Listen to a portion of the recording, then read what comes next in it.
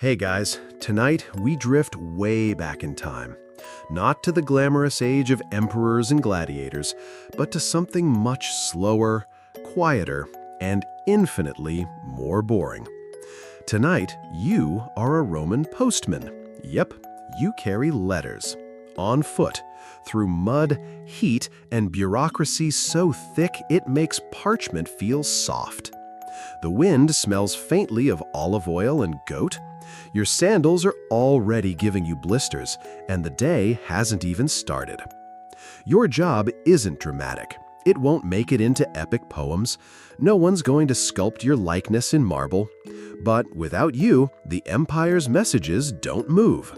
So strap on your mailbag and prepare to hike the empire, slowly, with sore knees and an overwhelming urge to nap inside every bathhouse you pass. You probably won't survive this without yawning at least 8 times. So, before you get comfortable, take a moment to like the video and subscribe, but only if you genuinely enjoy what I do here. And while you're settling in, post your location and local time in the comments. I love seeing where you're tuning in from. Now dim the lights, maybe turn on a fan for that soft background hum, and let's ease into tonight's journey together. You open your eyes to darkness, but not the frightening kind, the soft, warm kind. It's still early, too early, but the day doesn't wait, even for a postman. Your straw mattress creaks under you. The scent of yeast and ashes wafts in from a nearby bakery. Somewhere, a donkey brays like it lost a bet. You stretch your back. The tunic clings to you, still damp from yesterday's sweat. Your sandals lie by the door, stiff and dusty. One of them has a cracked strap again. Great. Another day of foot-rubbing misery. Outside, Pompeii stirs gently. The sky blushes a soft violet above the low rooftops. Traders begin unlocking their stalls, and a sleepy water seller rolls his cart across cobblestones, yawning so hard he nearly topples over. You check your satchel, leather, worn, smelling of old oil and papyrus. Inside, 6 scrolls. 3 are official. 2 are semi-official. 1 is officially a love letter disguised as a land tax appeal. You've learned not to judge. Your route today? Nothing too ambitious. Down the main road, past the market, through 2 minor towns, and then a slow arc toward a seaside villa where a retired senator likes to yell at trees. Your feet hit the road, soles slapping rhythmically against the waking stones. The sky brightens, and so does the city noise. Soft conversation, shutters creaking open, a donkey relieving itself dramatically right in front of a bakery. You step around it. Mostly. You pass a group of schoolboys scrawling something rude on a wall with charcoal. One of them salutes you. "Ave, tabellarius," he says. You nod back, the way someone does after not enough sleep and too many paper cuts. As you make your way through the forum, the smell of fried honey cakes makes your stomach do a sad little jig. A vendor waves at you with a cake skewered on a stick, his other hand already reaching for coin. You shake your head. No time, no spare cestices, no desire to suffer indigestion while crossing a goat field later. Still, you consider it for a long moment. You pass the fountain where that one philosopher always gives speeches to pigeons. He's at it again, monologuing passionately about the virtue of stillness. You kind of agree with him today. Stillness sounds amazing. But no, you've got messages to deliver. You are part of Cursus Publicus, the Roman postal system, which sounds fancy, but mostly means walk until your knees crack, then walk some more. Historians still argue whether everyday messengers like you were truly part of the formal postal system or more like freelance hoofmen with mild literacy and strong ankles. You suspect it's the latter, judging by your pay. You pass under a triumphal arch. It celebrates some general's victory in a place you can't pronounce. You think it might have been over some tribe that uses flaming arrows. Honestly, it's hard to keep track.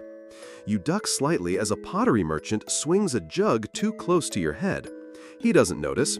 He's yelling at a customer in Latin so rapid it might as well be birdsong. You keep walking, pretending your route has profound purpose, even though it absolutely doesn't. The main gate looms ahead, and outside it, freedom, or at least the first dusty path of your route.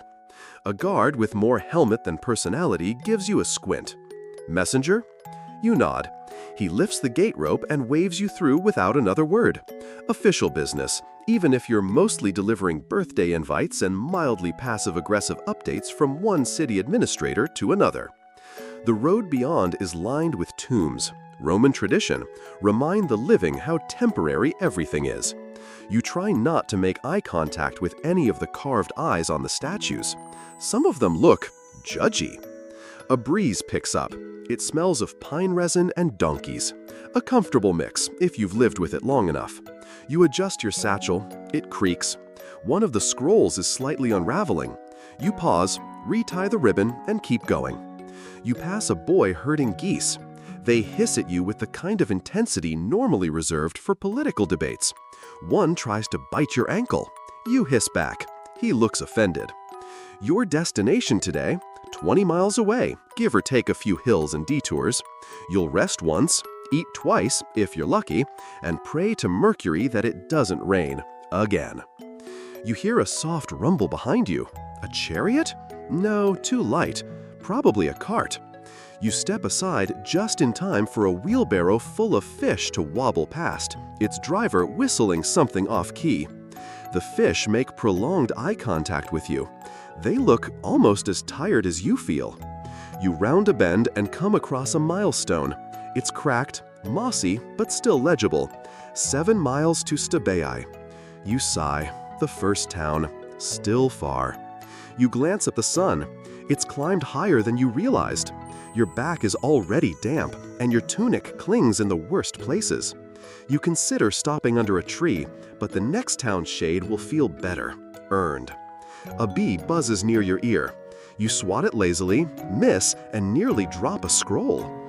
The irony of being brought down by an insect while delivering imperial gossip is not lost on you.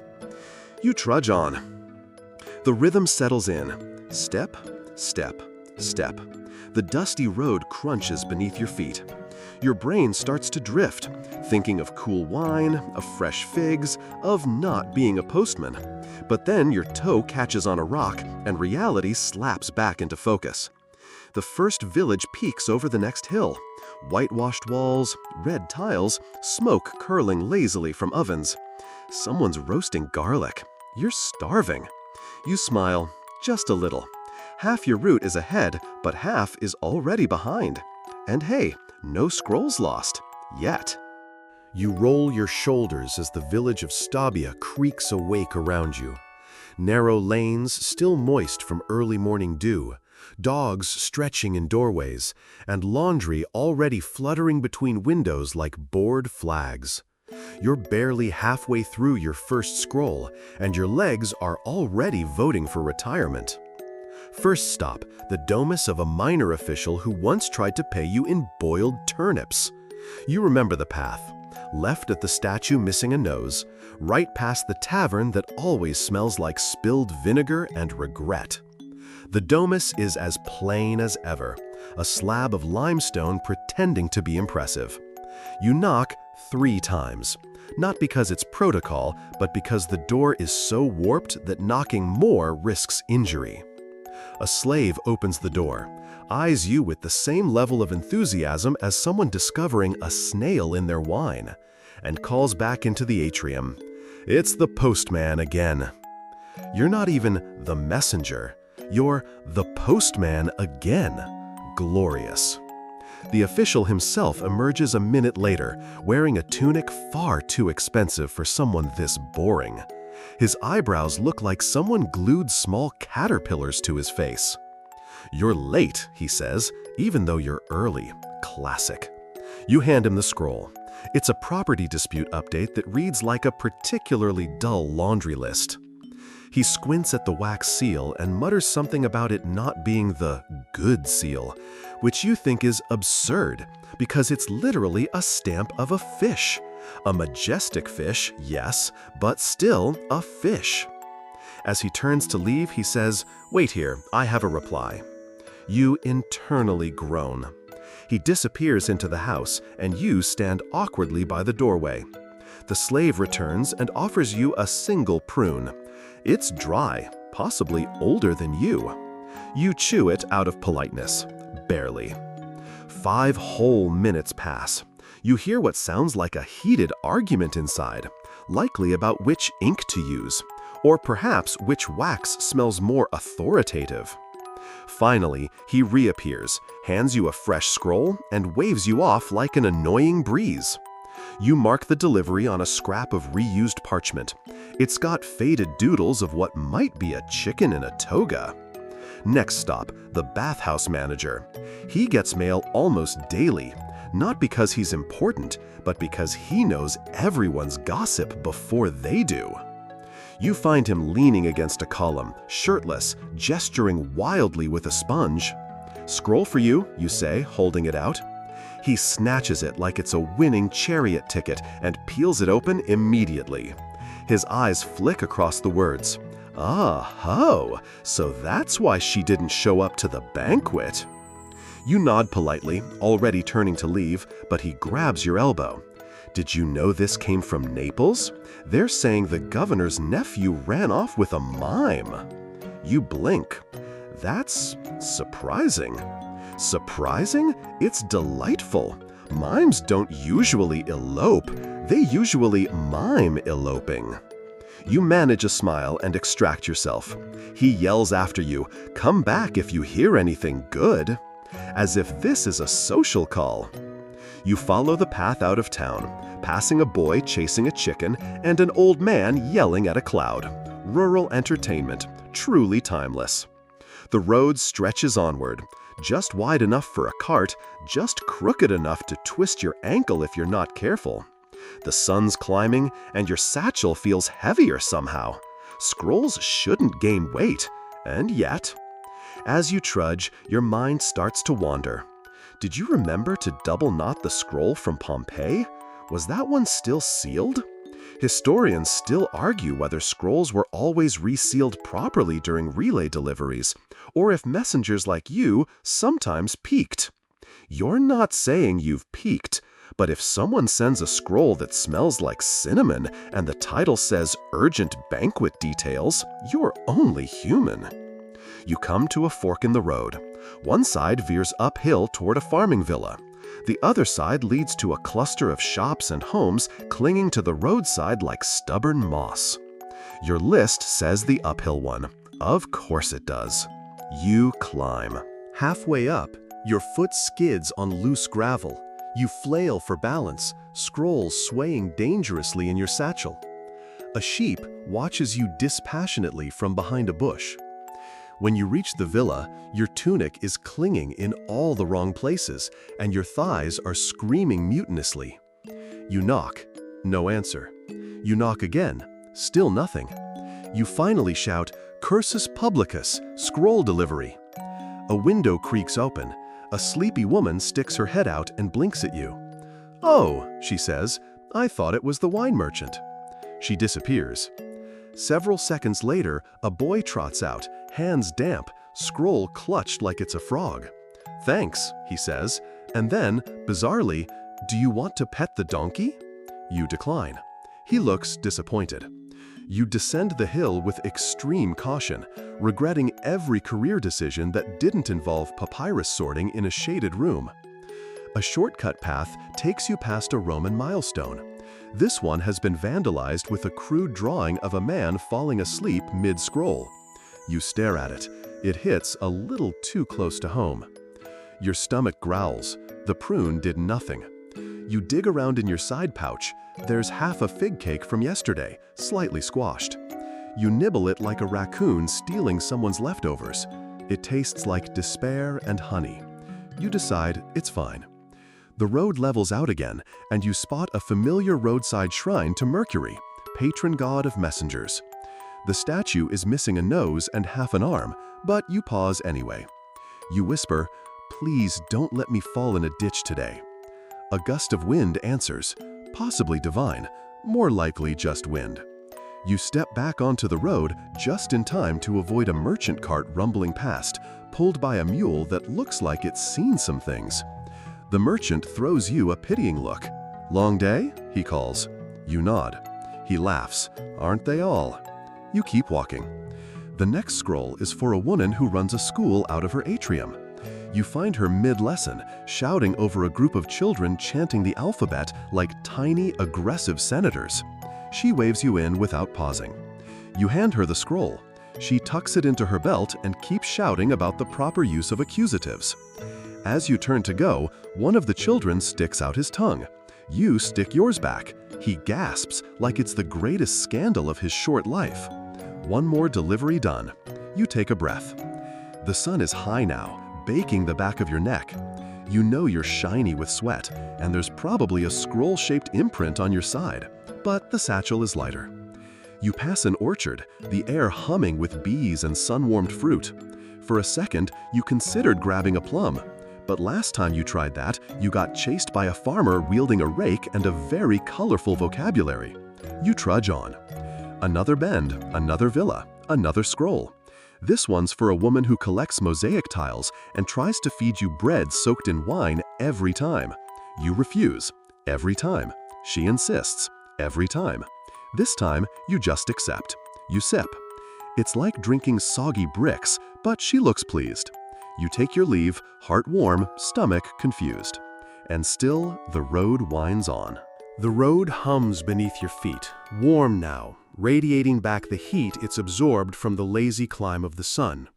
You adjust your satchel, much lighter now, only a few scrolls left, and listen to the symphony of midday. Distant hammering, a goat bleating in indignation, and the unmistakable clatter of someone dropping a pile of amphorae. You don't even flinch anymore. Up ahead, the road narrows, choked slightly by overgrown shrubs and the stone remains of what once might have been a watchtower or a failed snack stand. Hard to tell. You've passed it dozens of times, and it never looks any more majestic. Just a lonely pillar with moss in its cracks and a pigeon that treats the top like a throne. This stretch of road is your least favorite. Not because it's especially treacherous, but because it feels like it should be interesting, and yet it never is. It's the ultimate letdown, like biting into what looks like a honey cake and discovering it's lentils. There are ruts in the road, deep, wagon-worn grooves that could twist your ankle if you're not watching. You keep one eye on them and the other on the hillside to your left, where olive trees laze about like they own the place. Just before the bend, you spot something, a turtle, right in the center of the path, basking in the sun like it pays rent. You pause, unsure whether to step over it or salute it as a fellow slow traveler. It blinks at you. Respect. You step around carefully and resume your slog. Somewhere in this stretch is the halfway marker. Not officially, but in your bones. It's that moment when your legs stop negotiating and just accept their fate. When your thoughts get floaty and you start imagining what it'd be like to just lie down in a roadside ditch and pretend you're a sack of grain. You remember your training, or what passed for training. A grizzled messenger once told you, when your legs go numb, you're doing it right. Not exactly motivational, but weirdly accurate. You pass another milestone. This one's fresh. Its chiseled letters sharp and self-important. 12 miles to Herculaneum. You're not headed there today, but the reminder of distance does something to your soul. Mostly, it flattens it. A sudden breeze lifts the edge of your tunic. It smells like sea salt and baked limestone, which sounds pleasant, but in reality feels like being licked by a sweaty dolphin. Still, you take it over still air. As you approach the next farmstead, you hear a distant clanging, like someone arguing with a cow using cookware, which turns out to be accurate. A farmer is standing knee-deep in a ditch, yelling at a confused-looking bovine while waving a dented pan. You give him a polite wave. He nods solemnly, as if to say, "Yes, this is my life now." The scroll here goes to his neighbor, a woman known for sending extremely detailed messages about grain pricing fluctuations to her cousin in Baye. Historians still argue whether the Roman postal system was ever meant to carry private market gossip, but clearly no one informed this woman. You hand her the scroll. She tries to give you a basket of boiled chickpeas in return. You decline. She insists. You accept. You instantly regret it. You try not to chew as you walk. Boiled chickpeas have a texture somewhere between gravel and emotional regret. Back on the road, you spot something odd ahead. Smoke. Not dangerous smoke, the lazy, curling kind that says someone's cooking stew and has no urgency about it. You quicken your pace slightly, driven by hope more than hunger. The smell confirms it. Lentils, garlic, maybe a hint of rosemary if your imagination is generous. You round the bend and find a roadside taberna.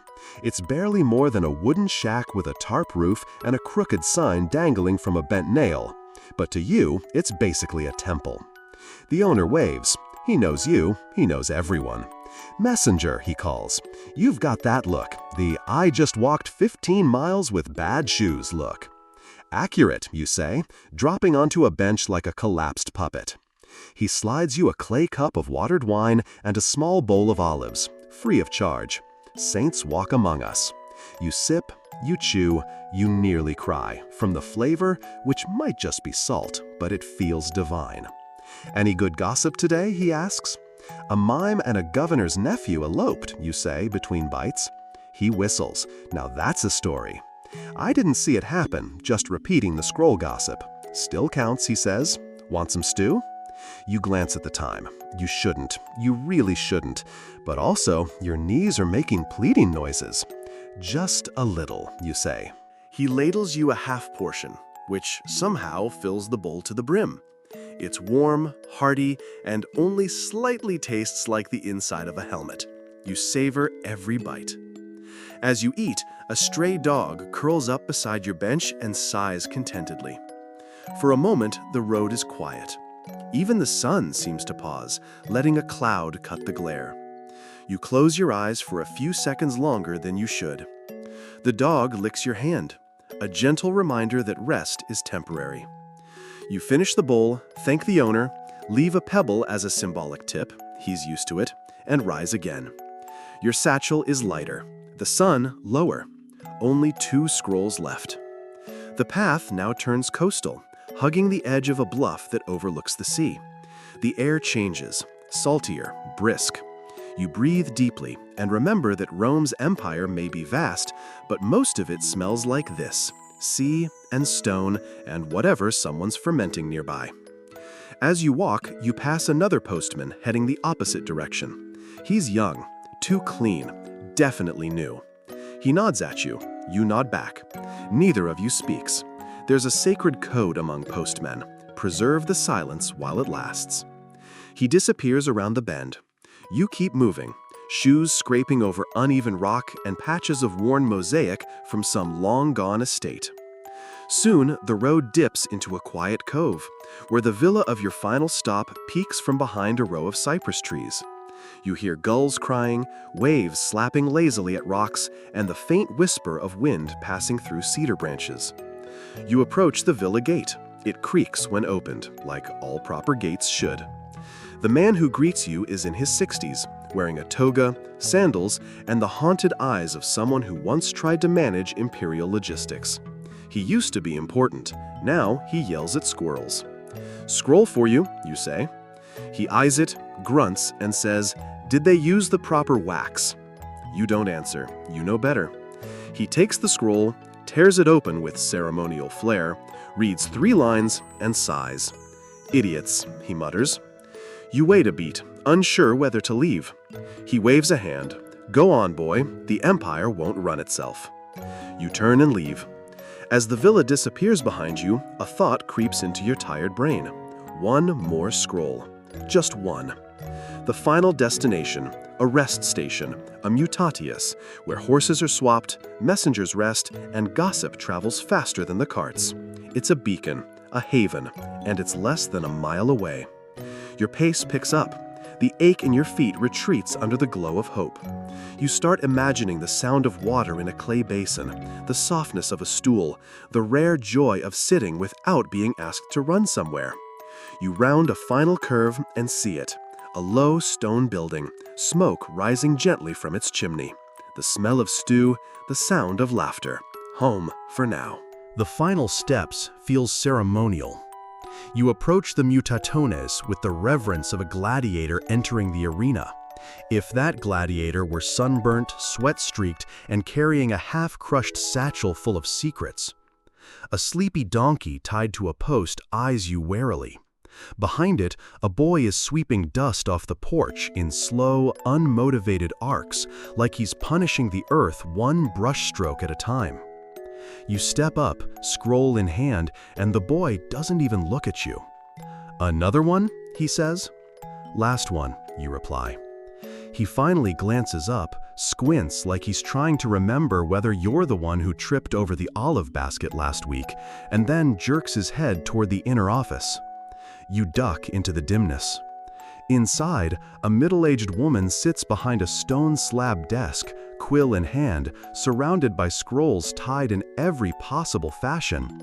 Ribbons, string, badly knotted twine, even what looks suspiciously like someone's former shoelace. This is Postmistress Livia. She runs the place with the authority of a Roman senator and the resting face of someone perpetually judging your punctuation. You hand her the scroll. She doesn't say anything at first. She just holds it up to the light, sniffs it, yes, sniffs it, and gives a grunt of approval. "From Naples?" she asks. You nod. Smells like it." She tosses it onto a pile with casual precision and waves her hand toward the back room. You've earned a sit. Relief cascades over you like cool water. You shuffle into the back, drop your satchel onto a bench, and sink down beside it. The wooden seat groans under you, as if in sympathy. On the wall, someone's carved a tiny map of the postal stations between Rome and Capua. Next to it, an even tinier drawing of what appears to be a snail on wheels. You suspect one of the younger messengers did that, possibly during a break that stretched into an hour of profound existential crisis. A jug of watered wine sits on a side table. You pour yourself a cup, ignoring how your hands are shaking, just enough to spill a few drops. A younger courier sits across from you. You don't know his name. You don't need to. He's got that 1,000-yard stare of someone who delivered a message to a senator's wife and accidentally interrupted a dinner party. "How far today?" you ask. 17 miles, he says, his voice hoarse. "Took the east route, got chased by a goose." You raise your cup. "To the east route." He nods solemnly. The two of you sit in shared silence, broken only by the occasional creak from the outer door and the far-off clatter of amphorae being restacked badly. Eventually, you peel yourself off the bench and head outside. The sun's lower now, the sky a softer gold, clouds drifting like lazy ghosts. The rest station is quieter than usual. A stable hand brushes a mule. A courier loads up his saddlebag with a scroll that appears to be tied using hair ribbon, possibly from a senator's daughter, possibly her idea of flirting. You make a mental note never to get involved in political romance delivery. It always ends in tears and extra mileage. A second stable boy appears, tugging a cart loaded with bundles of wax and fresh ink pots. You watch him trip slightly over a loose stone and then pretend it never happened. Standard practice. You lean against the wall, soaking in the fading heat. A dog ambles by, tail wagging, tongue out. It looks up at you with hopeful eyes. You check your satchel. One boiled chickpea left. You offer it. The dog sniffs, recoils slightly, then takes it anyway. Even dogs know better, but politeness overrides preference. As you watch the dog trot away, a thought creeps into your tired brain. Tomorrow, you do it again. Different scrolls, possibly different towns. Same ache. You sigh, but not unhappily, because there's a strange satisfaction to this life. Not glamorous, not heroic, but you are part of something large, woven into the bones of an empire held together by roads, ink, and sheer stubbornness.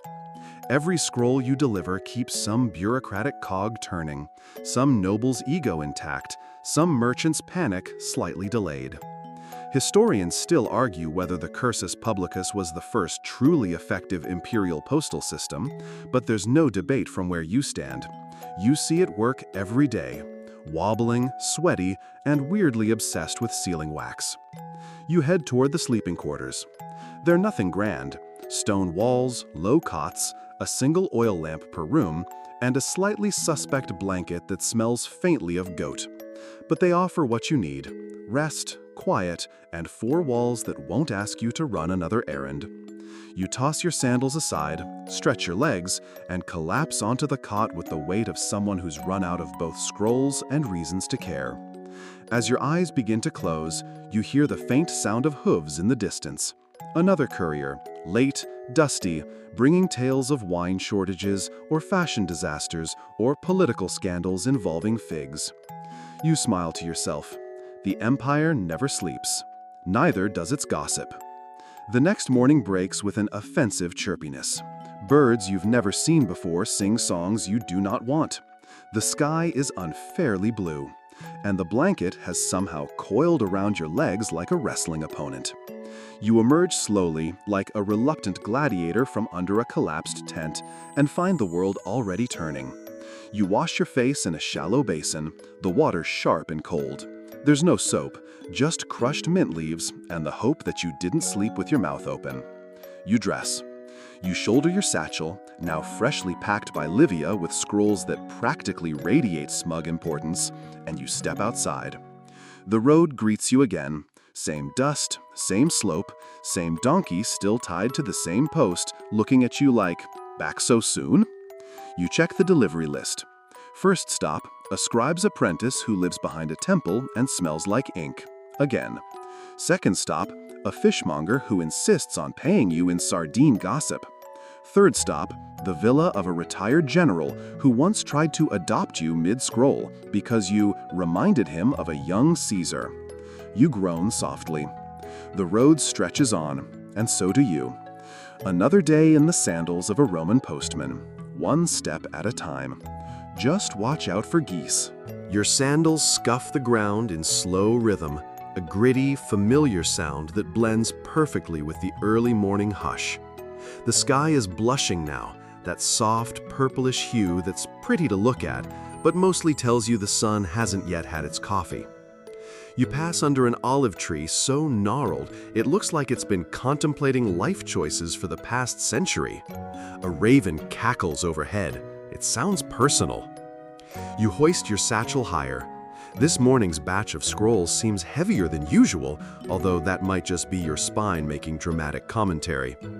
You peek at the top scroll, thick parchment, triple sealed, red wax bearing the mark of some minor aristocrat with delusions of grandeur. Probably addressed to someone equally grand, with a title longer than your actual route. The first destination today? The aforementioned scribe's apprentice, who lives near the back wall of a semi-abandoned temple to Saturn. He's the kind of guy who wears ink stains like medals and smells faintly of burnt papyrus. But he tips well, in information.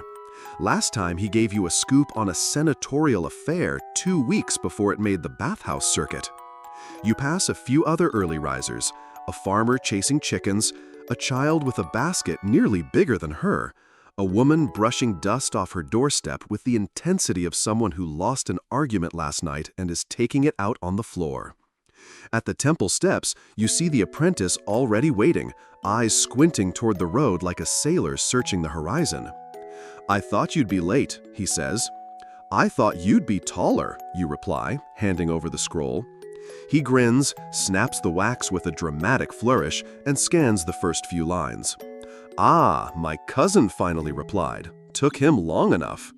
You wait. He looks up. "He's moving to Alexandria. Says it's warmer and the wine is cheaper. I give him 6 months." You nod as if you know anything about Alexandria, wine prices, or this man's cousin. You've perfected the courier's nod, the polite but distant expression that says, "Please enjoy your news, and I have 12 more of these." Before you turn to go, he offers you a honeyed fig. "Payment for speed," he says. You take it, chew, it's good, a little sticky, like biting into sweet tree sap wrapped in nostalgia. Back on the road, the sun is up properly now, burning through the clouds with that smug intensity only Roman sunshine can deliver. You start to sweat before you even hit the bend near the old quarry. There's a landmark here, a statue of Mercury, chipped at the nose, holding what used to be a scroll but now looks like a bent spoon. It's an unofficial checkpoint for couriers. You give it a respectful pat as you pass. The god of messengers deserves a nod, even if his nose is gone and pigeons have claimed his shoulders. Next stop, the fishmonger. Ugh, the fishmonger. She's a force of nature, a whirlwind of scales, shouting, and unsolicited family drama. You brace yourself as you round the final corner into the market lane. There she is, exactly where she always is, arms akimbo, face flushed, surrounded by baskets of fish so fresh they're probably considering escape. "Courier," she bellows, "I hope you brought good news today, because my cousin's been selling discount trout, and it's a scandal." You smile weakly and pass her the scroll. She rips it open, smearing the corner with anchovy residue in the process, and scans the contents. "Ha! I knew it! He's been sourcing from that sketchy port again. Says right here he had a shipment come through Puteoli. Crook." She tucks the scroll under her arm, grabs a handful of dried sardines, and dunks them into a cloth bundle. "Here," she says, shoving it at you. "Take some, eat 'em on the road, or throw them at crows. Either way." You accept. Sardine-scented gratitude is still gratitude. You make a quick escape, navigating through baskets, carts, a child throwing grapes at a passing mule, and an elderly man arguing with a cabbage vendor over whether the emperor's taxes apply to root vegetables. The path from the market leads through a small grove of cypress, cool and shadowed, a merciful break from the sun. The birds here are quieter, as if even they recognize that this is the designated "don't talk to me" zone for couriers. Your next scroll is for the retired general. This man. He once mistook you for a barbarian spy because you were carrying scrolls tied with blue ribbon. "The Gauls used blue," he said, squinting, gripping his cane like a gladius.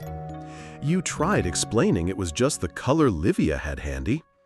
He responded by telling you about his time leading the 3rd Legion in the Gallic fog. That story lasted an hour and 13 minutes. You arrive at his villa. It's perched on a low hill like a mildly tipsy eagle nest. Vines climb the stone walls, and a dog barks lazily from the shade of a fig tree. A slave answers the gate, gives you the once-over, then vanishes with the scroll. You wait. And wait. A lizard skitters across your foot. You wonder if it has a longer attention span than this household. Eventually, the general appears, walking with that particular Roman blend of authority and joint pain. "You again," he says. "Yes, sir." He takes the scroll, tears it open, squints at it. "Bah, my nephew wants more money. Says he's investing in cheese, goat cheese from Britannia." He sighs deeply, the kind of sigh that carries an entire empire's disappointment.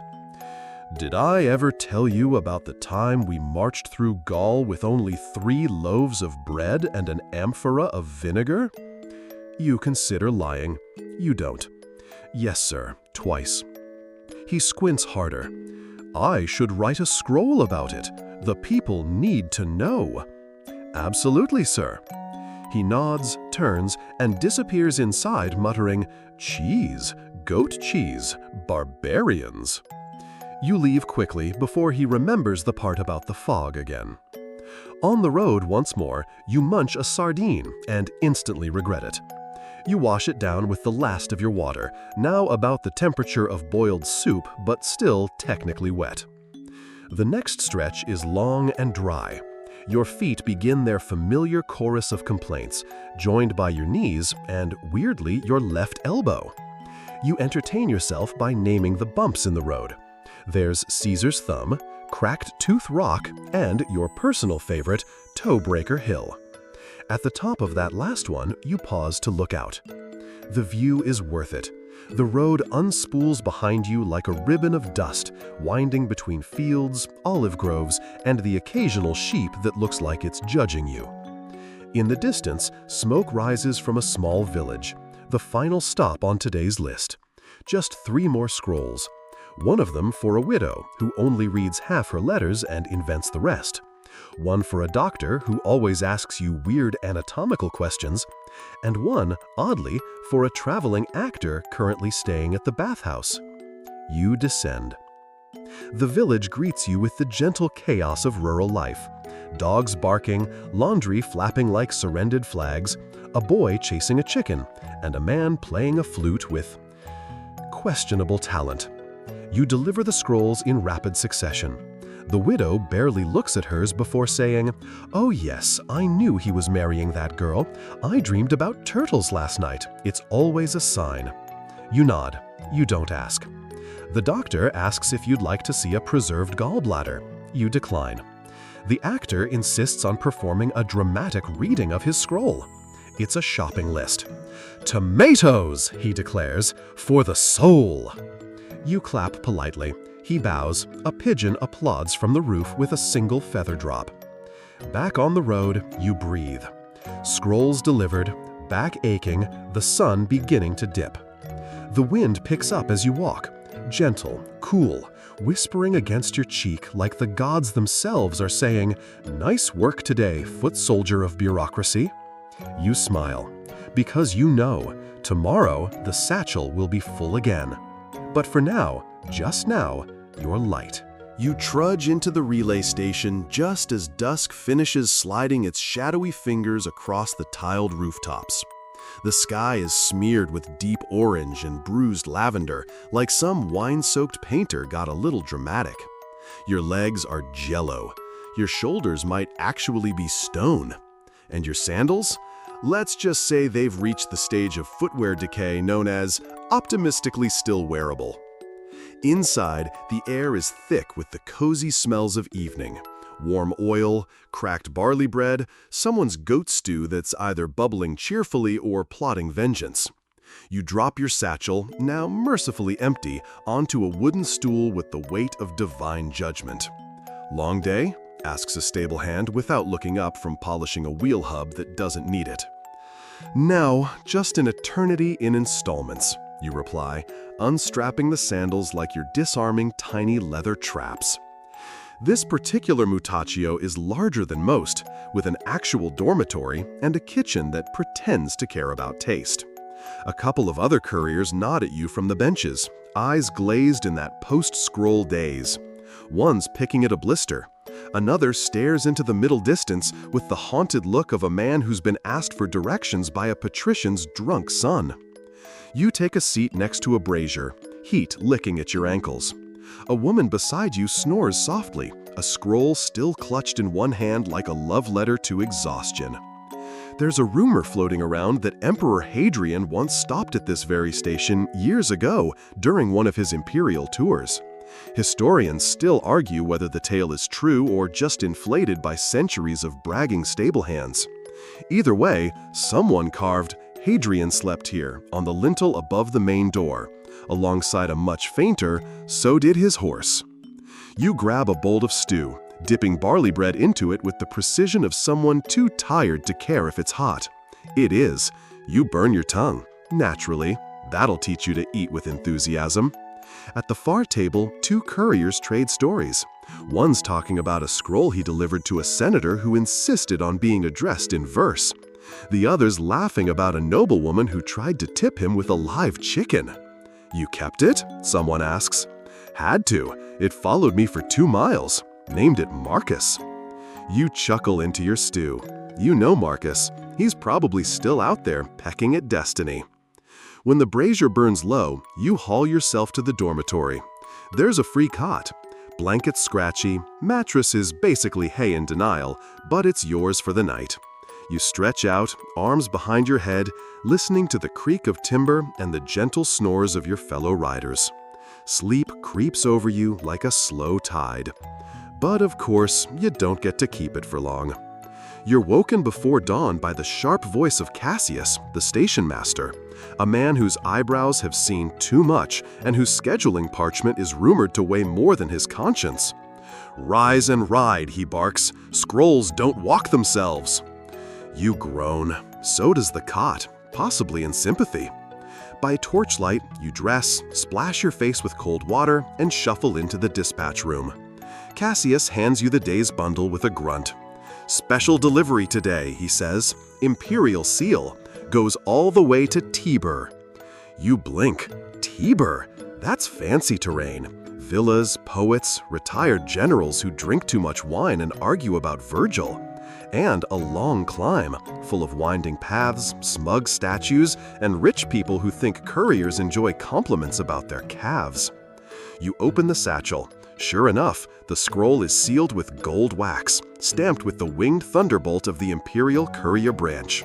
One does not dawdle with gold wax. You grab a fresh mount, a chestnut mare with one ear permanently cocked backward, like she's always halfway to disagreeing with you. You name her Doubt. Seems appropriate. The road to Tiber begins gently, winding through groves of myrtle and almond, then ascends like a particularly smug staircase. The views are breathtaking. So is the climb. Your thighs begin to consider unionizing. Along the way, you pass a group of children chasing each other with sticks shaped like swords. One pauses to shout, "Courier, are you famous?" You shout back, "Only among scrolls."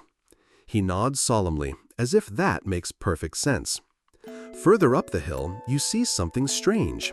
A statue in the middle of a field, clearly toppled over, now lying on its side. A cow has perched on top of it like royalty. It's one of those oddities the road offers now and then, fringe stories born in stone. Some say the statue was struck by lightning. Others say it was a sculptor's prank. One theory? It's actually a reused statue from a different emperor's era, hidden when the politics turned sour. Historians still debate who the original statue depicted. You just think the cow looks too pleased with itself. Near midday, you stop at a shaded spring. The water is cold and clear, and there's a flat rock that your back gratefully collapses onto. Doubt chews lazily on grass. You chew on a fig. There's a brief, perfect silence, broken only by the chirp of a bird that seems to be practicing scales. You consider staying here forever. But the scroll in your bag practically hums. Gold seal. No time for dreams. You mount up again and push on. Tiber appears suddenly, like a jewel tucked into green hills.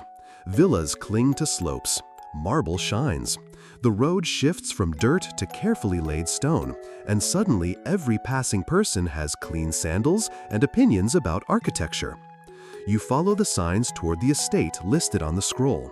The guard at the gate is more decorative than effective, but he looks at the seal and stands a little straighter.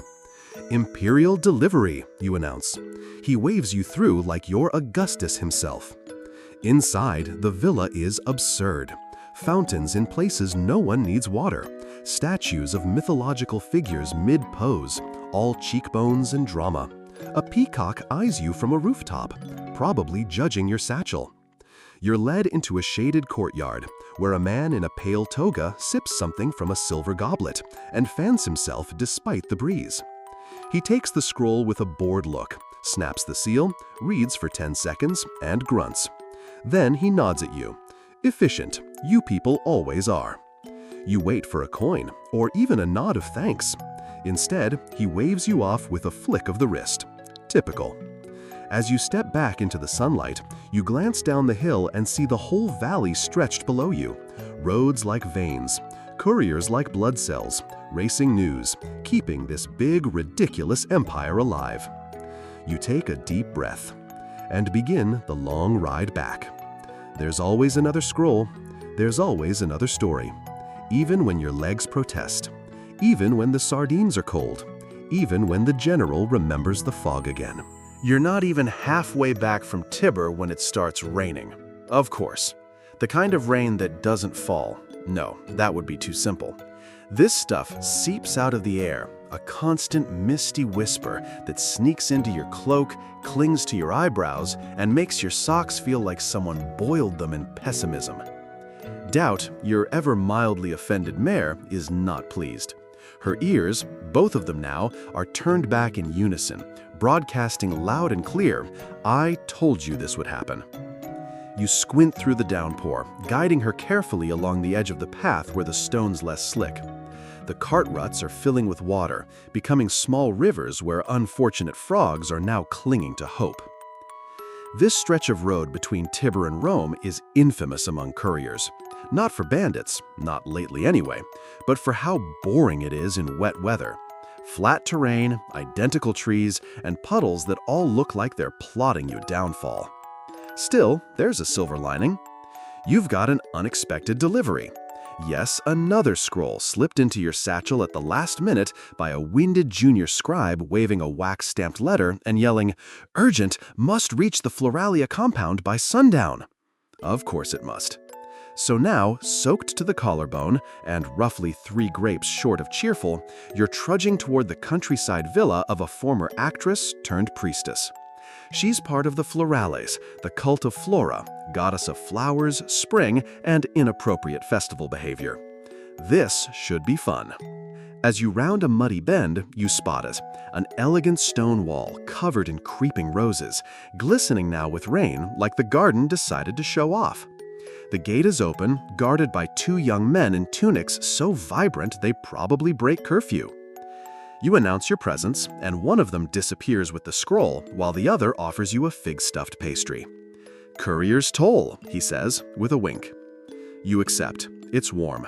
It immediately improves your mood by 12%. A few minutes later, a tall woman in a translucent linen robe steps into view. She walks like she's permanently performing, even in the rain. You recognize her, Fania Livia, star of several long-forgotten tragedies and current high priestess of pedal arrangements and very specific rituals involving dancing and probably goats. "Well," she purrs, "look what the clouds dragged in." You offer a short bow and wait. She opens the scroll with a theatrical sigh, reads the lines with a slow, pained wince, then folds it closed and places it against her chest like she's just received a love letter. "More taxes," she mutters, "and less time for festivals. They really do know how to ruin spring." She looks you over again, curious now. "Do you know how to dance in a circle while pretending to be a willow tree?" You hesitate. Not recently." Shame. She disappears into the villa, trailing lavender-scented air behind her. You mount up again, slightly more pastry-filled, and resume the road. Back toward Rome. Again. The rain finally gives up somewhere near midday, and the sky clears with a dramatic sigh, as if it realized it was being too much. The world smells different now. Earthy, clean, full of rebirth. The kind of scent that makes poets weepy and farmers annoyed because now everything's slippery. You pass a group of traveling performers heading in the opposite direction. They nod at you, one strumming a cithara absently, another wearing a fox mask for no apparent reason. You give them the universal courier nod, respectful but alert. Traveling troops sometimes carry rumors faster than you do, and theirs come with interpretive dance. As you draw closer to the city, the road thickens with activity. Merchants, mule carts, a legion of goats herded by a boy with a reed flute and zero control over his herd. You weave through them like a sandal-clad ghost, trying not to step in anything unfortunate. Just before the city gate, you stop by another mutatio, this one a smaller outpost, with fewer amenities but a hot fire and a new dispatch for tomorrow's run. You greet the clerk, a wiry man with eyebrows that seem to move independently of his face, and hand over your satchel for inspection. He flips through the scrolls. "You've been busy." "Just living the dream," you mumble, accepting a hot cup of spiced wine from a nearby brazier. You sip. It tastes like someone added cinnamon to regret. But it's warm, so there's that. He reaches into a chest and pulls out a tightly bound scroll with a red ribbon. "Got a special one here," he says. "Goes to the island estate of one Publius Gaius. Wealthy, eccentric, lives on a lake. You'll need a boat." You raise an eyebrow. "A boat?" "Yup. Man refuses to live on land now. Says he's closer to Neptune that way." You nod slowly. "Do I need to bring a fish?" "He might offer you one." You sigh. Loudly, but not too loudly. That's how you end up with 2 scrolls and a jar of ointment meant for someone's cousin. You spend the night in a modest corner of the outpost, curled under a wool blanket that smells faintly of olives and ambition. Someone's playing a flute in the distance, badly. You let the off-key notes lull you into a daze. Dawn again. This time you head toward the lake. The air is crisp, the sky an eager blue, and the path is wide. You reach the edge of the water and find a small dock where a man is already waiting with a rowboat, and the expression of someone who's had to explain his job too many times. "Courier?" he asks. "Unfortunately." "Hop in."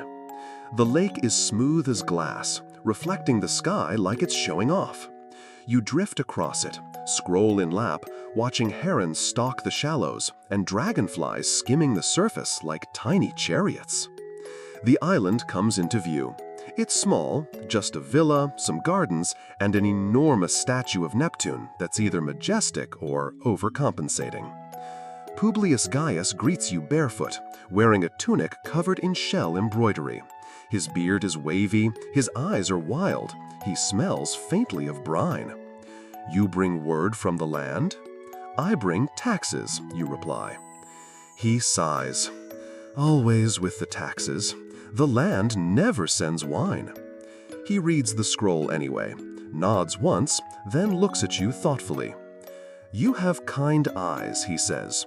"Would you like to hear my theory about fish-based governance?" You shake your head firmly. "I've heard it 3 times. "Ah, well, worth repeating." You leave quickly, boarding the rowboat like it's a lifeboat from nonsense. By afternoon, you're back on dry land. Your hair smells like kelp, and your patience has decided to take a personal day. But the road is calling again. You know there are more scrolls waiting. You know Cassius is sharpening his scheduling stylus. You know that sooner or later, someone will ask you to deliver a poem to a pig. And you'll do it, because that's the job. You're a Roman courier, and the empire never stops talking. Your sandals are barely dry from the lake trip when Cassius hands you a new dispatch. No hello, no good morning, just a grunt, a scroll, and a quick, "You're going north, Etruria. Watch the road, mud's thick this time of year." You glance at the name on the scroll, Decimus Lentulus, local magistrate famous for 2 things: throwing dinner parties where guests were expected to perform spoken-word poetry, and having an alarming number of parrots. You tuck the scroll away, already anticipating the bird droppings. It's early morning, and Rome is just waking up as you ride through the northern gate. Bakers are pulling loaves from ovens, laundry flaps between tenement buildings. Someone yells, "Thief!" and someone else yells, "Prove it!" And you keep going, because chasing pickpockets is not in your job description. Once you're past the city's edge, the road opens up, lined by tall cypress trees whispering secrets to each other. You adjust your cloak against the chilly breeze and nudge your horse. Today's mount is an old gelding named Turnip, who seems to share your enthusiasm level, hovering somewhere between reluctant and resigned. Northward travel means hills, not dramatic Alps-style ones, but steady, endless ripples that make your calves start composing complaints in Latin. The cobblestones are slick from yesterday's rain, and puddles lie in wait like little traps disguised as harmless water features. Still, there's beauty here. Vineyards roll out across the landscape like sleepy green waves. Farmers wave as you pass, raising hoes or baskets, or occasionally geese in greeting. The air smells of earth, thyme, and the distant promise of garlic. Halfway up a slope, you meet another courier coming the opposite way. His name is Rufus. You know him vaguely, tall, always smiling like he knows a joke you don't. "Watch your step past the hill," he says. "Cart flipped. Wheel broke clean off. Whole road smells like fermented turnips." "Noted," you say. "Anything else?" "Don't accept tea from the woman in the lavender villa." "Why?" "She talks about your aura." You thank him, exchange exaggerated groans about saddle sores, and part ways. Sure enough, at the top of the next rise, you find the overturned cart. It's mostly been cleared, but the smell hangs thick, sour and weirdly sweet, like regret and salad dressing. You cover your mouth and pass quickly. Not long after, you spot the lavender villa. It's exactly what Rufus described. Lavender walls, lavender shutters, and a woman on the porch in a flowing robe holding a steaming cup. "Courier," she calls, smiling serenely. "Would you like some nettle tea to cleanse your delivery aura?" You smile back. "I'm allergic to aura." Her smile falters just a bit, and you keep moving. By midday, you reach a roadside inn with a flickering oil lamp swinging from a crooked hook. You're soaked in sweat, your thighs hate you, and Turnip is developing a pronounced limp that may or may not be dramatic flair. Inside, the innkeeper offers you cheese, olives, and a crust of bread that could double as a building material. You eat anyway, chewing carefully and imagining you're a gladiator in training. After all, it's not about taste, it's about not fainting mid-scroll. You share the bench with a merchant and a traveling mosaic artist, both deep in argument about the correct number of tesserae per foot. You listen idly, absorbing fragments of their conversation. "No, no, the fish scale pattern is too common. It insults the floor." "Common doesn't mean bad. My cousin's floor got compliments." "You paid for those compliments." Ah, Rome, the drama never ends. It just changes formats. Back on the road, the hills mellow out, revealing long stretches of open terrain dotted with olive groves and half-crumbling shrines. You pass one with a weathered statue of Mercury, patron of messengers. Someone has tied a worn sandal to his staff as an offering. You consider leaving one of yours, then remember you need both. Barefoot couriering is not a career move. Etruria finally announces itself with a noticeable shift in architecture. Redder tiles, thicker walls, and that faint undertone of ancient stubbornness. This region has been around forever, long before Rome rose to power. Some of the older locals still mutter in Etruscan when annoyed, which is often. Decimus Lentulus' estate is on the edge of town, surrounded by pomegranate trees and, yes, a truly excessive number of parrots. You hear them before you see them, squawking like philosophers in a food fight. You're led to a covered courtyard where Decimus lounges on a couch, nibbling honeyed almonds and humming tunelessly. "A message," he says brightly, motioning for a parrot to fetch him a grape. You hand him the scroll. He breaks the seal, scans it, and sighs. "Budget cuts. They want fewer parrot enclosures. Barbaric." He claps his hands, and a servant brings you wine and a plate of fig tarts. You eat, watching two parrots argue over a gold ring like tiny emperors in a power struggle. Decimus eyes you. "Do you enjoy poetry?" "Define enjoy." He grins. "Stay the night. We're having a performance. Epics about farming, possibly interpretive dance." You politely decline. You have a horse to walk and a schedule to fear. Before you leave, one of the parrots lands on your shoulder and whispers, "He's watching." You blink. The parrot blinks back. You choose not to think about it. Outside, the light is soft and golden, slipping across the road like syrup. You begin the journey back, slower now, the scroll delivered and the pressure gone. You hum to yourself, matching the rhythm of Turnip's hooves. There's a brief stop at another outpost on the way home. A small place, but cozy. The staff know you. One hands you a boiled egg and a half-sincere "glad you're alive." The night comes gently. You roll out your cloak under an awning, close your eyes to the sound of crickets, and dream of parrots reading scrolls to each other in dramatic voices. You wake before dawn, always before dawn. Your next destination is pinned to the dispatch board, the old Legion camp turned retirement village south of the Tiber. You sigh. Elderly veterans with war stories and strong opinions. Lots of shouting, lots of unsolicited advice. One of them once insisted you weren't walking correctly. You finish your egg, stretch out the kinks in your spine, and saddle up. Rome isn't going to message itself, and neither apparently will parrots. It's just after first light when you begin the long trot south toward the old legionary camp near the Tiber, now more of a dusty hamlet for retired soldiers with aching knees and iron opinions. You don't even try to rush. There's no point. The camp is always exactly as far as it wants to be, and its residents will complain if you arrive early or late. Your current mount, modestly named Brick, is built like a wine barrel and about as responsive. He walks with the ponderous certainty of someone who once witnessed a chariot crash and decided speed is never worth it. You let the reins go slack, letting him choose the pace, which turns out to be a plodding shuffle. You sigh and settle into the rhythm. The countryside is slowly waking around you, fields flickering with morning mist, dew clinging to wildflowers, and the faint bleat of goats that sound vaguely judgmental. A farmer waves from behind a low stone wall. He's wearing one sandal. You don't ask why. As you ride, you think about your delivery. The scroll you carry is addressed to Lucius Varro, a retired centurion who once commanded a full cohort in Gaul and now spends his days training squirrels to retrieve javelins. You wish you were joking. He claims it's therapy.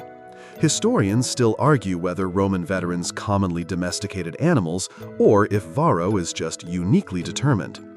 You finally spot the wooden palisade that rings the ex-Legion camp. It's seen better days, now softened by ivy and sagging slightly like an old warrior's shoulders. Two dogs bark lazily as you approach, then immediately return to napping. Security remains tight, clearly. A teenager opens the gate, a local boy doing odd jobs. He salutes, then shrugs when you don't salute back. You consider teaching him the courier sign for "I carry messages, not swords," but instead just nod. Inside, the camp is an odd mix of military neatness and retiree chaos. Tents have been replaced by small stone huts. There's a makeshift tavern with an awning that reads, "The Rusty Shield." Someone is loudly hammering something that probably doesn't need to be hammered. Someone else is practicing spear throws using hay bales painted like Gauls. You dismount and walk Brick to the hitching post. He lets out a breath that sounds like he's filing a complaint with the gods.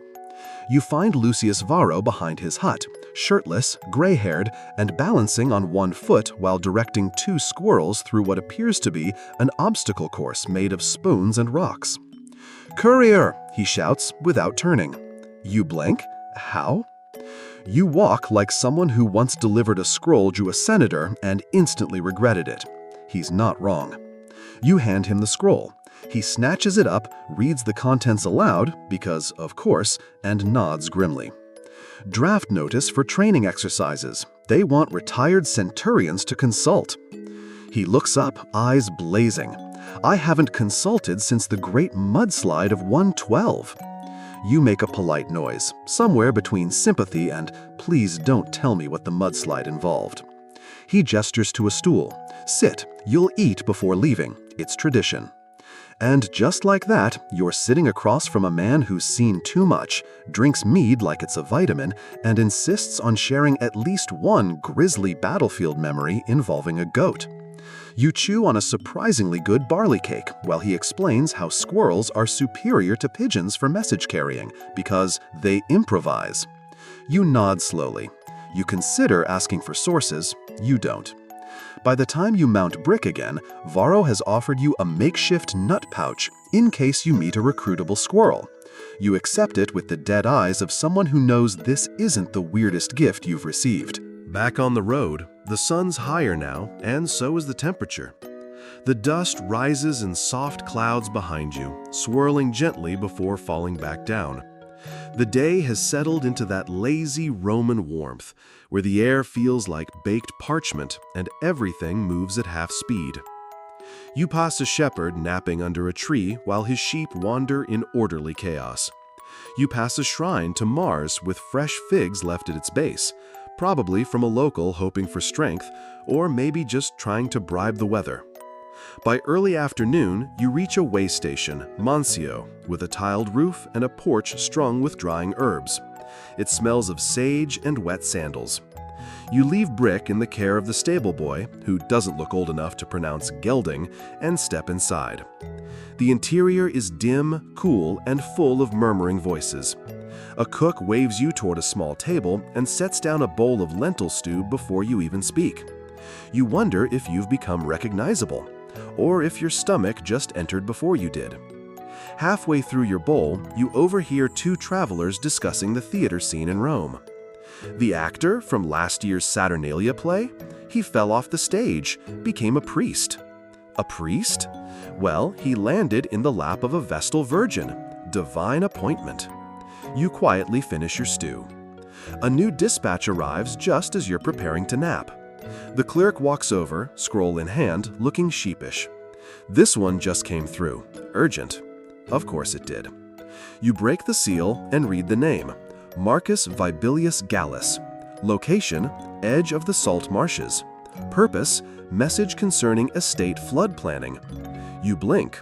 Why doesn't he live somewhere less damp? Insists it's good for the lungs, the clerk replies. So now you're going to a marsh. The ride there is exactly as unpleasant as expected. The air grows thicker, wetter, and somehow more judgmental.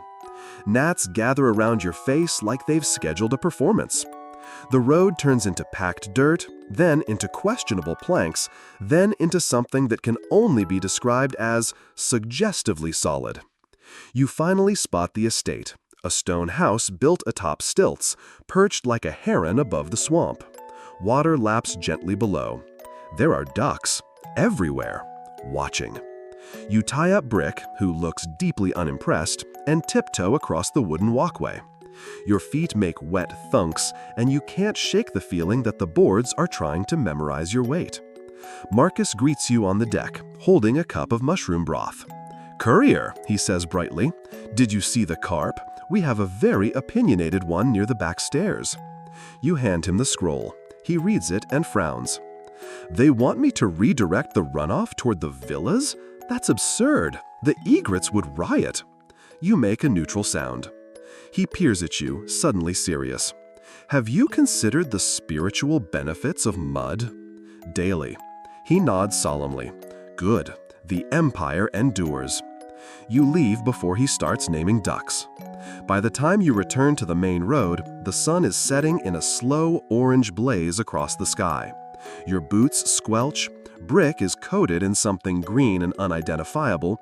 Your cloak smells like marsh enlightenment. But the scrolls are delivered. The routes are mapped in your head like old songs. And in your pouch is a squirrel-sized snack pack, because nothing surprises you anymore. The next day greets you with rain.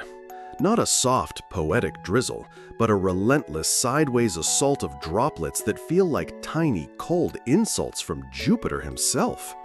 You squint up at the sky, then at the dispatch board, already damp and curling at the edges.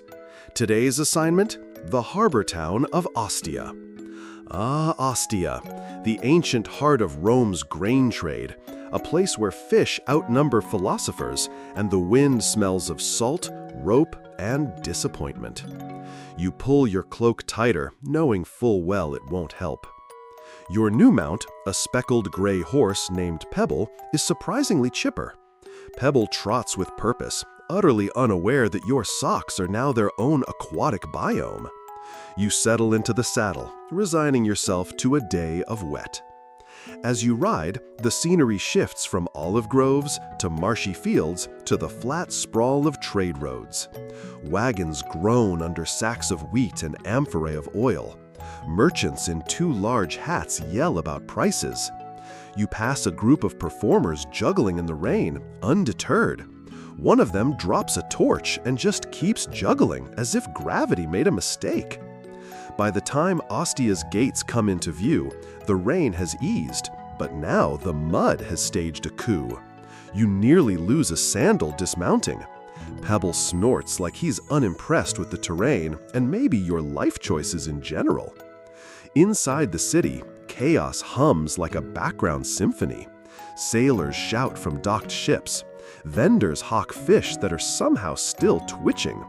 Crates are everywhere, stacked, spilled, repurposed as stools, or suspiciously left behind. You navigate through the crowd, keeping your pouch close. Ostia has a reputation.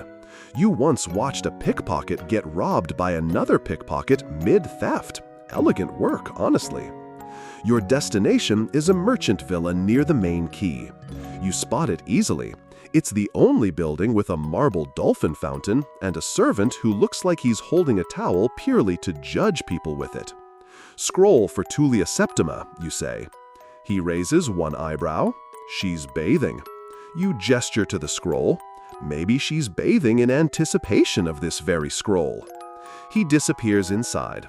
Moments later, Tulia herself emerges, wrapped in a robe that costs more than your horse and smelling of crushed flowers and mild disdain. "Courier," she says, holding out one hand. "Finally." You hand her the message.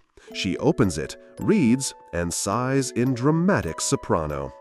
"They've delayed the Egyptian shipment again. How do they expect me to entertain without dates? My fig spread needs balance."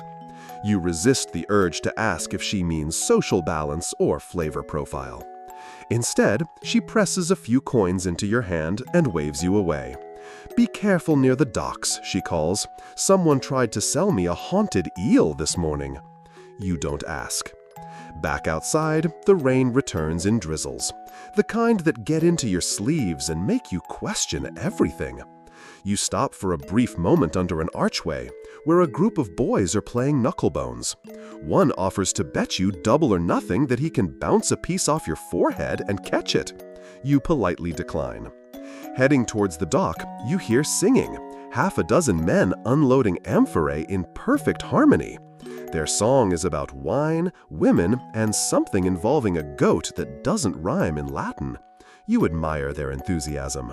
At the edge of the quay, you spot an old friend, Cassian, a courier turned dock clerk after a spectacular accident involving a misfired catapult and a senator's wig. You call out. He grins. "You still saddle sore?" he asks, clapping your back hard enough to dislodge thoughts. "Only emotionally." He offers you a mug of something steaming. You sniff it. Smells like figs and regret. "I hear you're headed east next," he says, voice low. "Ever been to the Salt Flats?" You groan. "No, and now I'm scared." He laughs. "It's beautiful. Flat as the Forum at midnight. Smells like the sea cried itself to sleep." You sit for a moment with him, watching a ship unload jars of preserved lemons, dried rose petals, and what appears to be a live peacock in a cage labeled fragile. "Do you miss the saddle?" you ask. Cassian sips his drink, then shakes his head. "No, but I miss the road, miss the rhythm, the thinking space." You know exactly what he means. You leave him with a salute and mount Pebble once more. The next dispatch is marked for the lighthouse keeper, a scroll about structural repairs. You find the path that winds up the hill behind the port, slick and overgrown. Pebble handles it like a goat with a law degree. At the top, the lighthouse looms, thick with mist and seagull complaints. You knock on the door with the edge of your scroll. A weathered man opens it. His beard is mostly eyebrows. "Delivery?" Scroll, possibly a complaint about bricks. He accepts it, peers inside, and grunts. Knew it. They used the wrong mortar again. Told him, no one listens to lighthouse men. You nod. Maybe because you yell at clouds? They deserve it. You leave him standing in the doorway, shouting vaguely at the horizon. Descending the hill, the sun finally breaks through, a brief, golden reprieve. The sea sparkles like it hasn't been soaking you all morning. You breathe deep, salty air and think about dinner, and you hope it doesn't involve haunted seafood. Back in the city, you swing by the public baths, not to bathe, you've given up on being dry today, but to drop off a message to the bath's manager, one Lucilla, about a shipment of imported towels. She's furious. These are not the Egyptian weave, they're itchy. Do you know what an itchy toga does to a senator's mood? You try not to imagine. You promise to pass the message along. As you turn to leave, you hear someone shout, "You there, courier, you dropped this." And a small child holds out a pouch that is definitely not yours. You shake your head. That's bait. The child shrugs and vanishes into the steam. Your final stop is the grain registry, a long, columned hall near the water's edge. The clerk there is half asleep, sipping wine with one hand and balancing a ledger with the other. He opens the scroll you hand him, raises an eyebrow. Another tax recalculation. They're trying to make wheat do algebra. You commiserate briefly, then step outside. The day is almost done. The sun slips lower, painting the clouds in copper and rose. Pebble seems to know you're heading back and picks up the pace just slightly. You reach the city's edge as twilight settles and the air cools. Behind you, Ostia fades into a mess of shouting and seagulls. Ahead, Rome waits with its tangled streets and noisy taverns and 20 new scrolls by dawn. You stretch your back, shake out your damp cloak, and whisper a small, tired prayer to Mercury. Because tomorrow, you're riding into the mountains. And the scroll you saw pinned on the board had one word underlined twice. Urgent. The mountain air hits you like a cold slap wrapped in pine needles. It's barely dawn, and your breath puffs in front of your face in small clouds of disapproval. You clutch your cloak tighter, wondering why scrolls can't just deliver themselves. Your horse today is a rangy chestnut named Speck, who seems to believe in testing your balance every 10 paces. You swear he waits for a particularly narrow patch of trail before pretending to sneeze and lurch sideways. You whisper threats of turning him into a Senate dinner roast. He flicks his ears as if he's heard worse. Your destination lies north of Rome, where the hills twist upward and roads become suggestions rather than guarantees. The scroll you carry, sealed with a dark red wax stamp that looks as serious as a tax audit, bears a message for a provincial engineer overseeing a new aqueduct segment. It's urgent, which, of course, means it was probably needed yesterday. The road quickly gives way to gravel, then dust, and finally an uneven mix of stones that your bones will remember for days. The pines stand tall on either side, swaying gently, whispering things like, "Go home, fool." Ravens swoop overhead, and one lets out a call that sounds suspiciously like laughter. You pass a tiny shrine to Silvanus, god of the woods. Someone has left a honey cake at its base. You consider taking a bite, but remember the last time you ate shrine offerings. 3 straight days of hiccups and bad dreams about ostriches. As you round a bend, you spot a group of workers below, a makeshift work camp of about 20 men and 2 donkeys that appear to be unionized. One is wearing a cloth draped like a mini toga. You decide not to comment. You dismount, stretch your legs, and announce your arrival in your best "please take this scroll seriously" tone. A tall man with dust-covered sandals and arms like marble columns squints at you. "I'm Publius," he grunts. "You've got news?" You hand over the scroll. He breaks the seal and reads slowly, lips moving. He frowns. "They're redirecting the line," he mutters. "We've already laid the foundation stones. It'll take a week to realign." He waves a hand, and someone brings him a stick and some wax tablets. He starts sketching furiously, muttering about incline and flow rate. You sit on a rock, watching him make marks and erase them like a philosopher in a bad mood. One of the workers offers you some boiled lentils. You accept, and they taste like disappointment and salt, but you're too hungry to care. The camp smells of wet wool, overcooked barley, and the kind of ambition that leads to 3 hernias. As you eat, Publius turns to you again. Did you pass the fork where the fig tree leans left? You nod. Old roads washed out, landslide last week. You'll need to go over the ridge if you're continuing. Of course, the ridge. You thank him and mount Speck again, who chooses this moment to shake off in a way that suggests you should have paid more for saddlebags. The climb is steep, the air thinner, rocks skitter underfoot. At one point, you pass a goat standing directly in the path. You try to shoo it. It doesn't move. You go around. The view from the top is something else entirely. Rolling hills cascading into the misty valley below, small farms like crumbs on a massive breadboard, and the ribbon of aqueduct stone snaking far off in the distance. Not just to breathe, though that's part of it, but because it's rare to feel this high above the world, with the empire spread beneath your boots like a whispered promise. Then Speck sneezes again, and you're almost over the edge. The descent takes longer than expected. You pass a shepherd tending a herd of sheep who all wear tiny bells, creating a constant soft clinking like wind chimes tuned by Mercury himself. The shepherd waves. "You missed the landslide," he says. "It was loud." You nod. "I imagine it was."